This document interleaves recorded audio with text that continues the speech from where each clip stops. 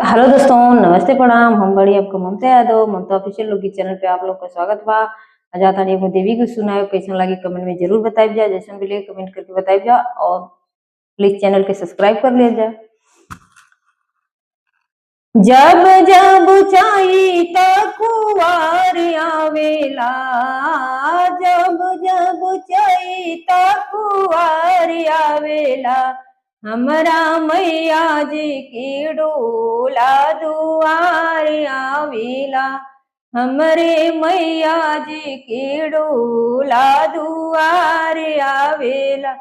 लाल लाल डोलिया के लाले वो हरवा, लाल लाल डोलिया के लाले वो हरवा, माई के दुलरुआ बगवा बनल बा कहरवा, माई के दुलरुआ बगवा बनल बा कहरवा।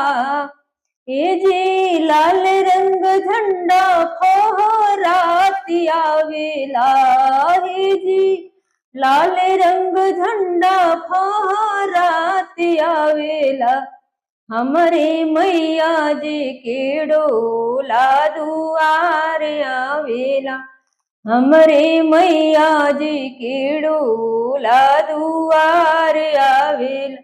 जब जब चाही त कुवार आवेला, हे जी जब जब चाही त कुवार आवेला, हमरे मैया जी के डोला दुआर आवेला, हमरे मैया जी की डोला दुआर आवेला।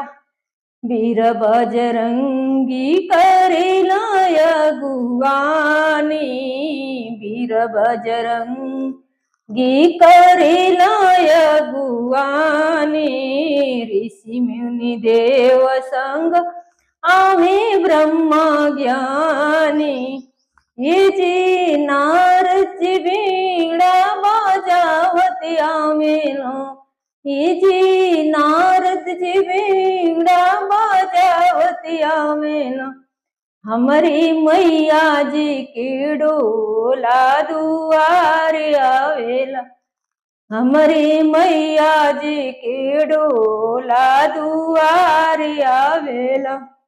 हे जी जब जब चाही त कुवार आवेला, हमरे मैया जी के डोला दुआर आवेला, हमरे मैया जी के डोला दुआर आवेला।